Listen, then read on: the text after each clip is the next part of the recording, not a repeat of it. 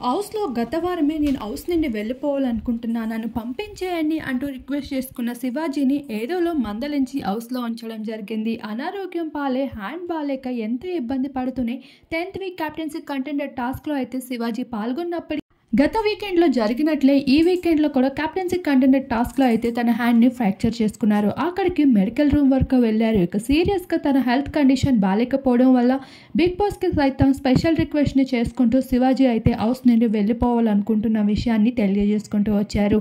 ఇక శివాజీకి highest TRP ఉండడం, తాను వెళ్ళిపోతే ఆట మొత్తం బోల్తా కొడుతుంది అని తెలుసుకున్న బిగ్ బాస్ యాజమాన్యం ఏం చేయబోతుంది అంటూ ఆందోళనలో ఉన్నారు. కన్ఫెషన్ రూమ్‌లోకి అడుగుపెట్టిన శివాజీ అయితే హౌస్‌లో ఉండాలనుకోవడం లేదని, తన బాడీ తనకు సహకరించడం లేదని పూర్తిగా క్లారిటీ ఇచ్చడం జరిగింది. మరోవైపు బిగ్ బాస్ యాజమాన్యం మాత్రం శివాజీకి డైరెక్ట్‌గా ఫినాలి టికెట్ తన చేతిలో పెట్టి ఇక దానికి ఏ ఆటలో ఆడకుండానే టాస్క్‌ని ముందుకు తీసుకొని వెళ్ళిపోయేలా చేయడానికి అయితే ఇప్పటి వరకు ప్రయత్నిస్తూ వచ్చారు.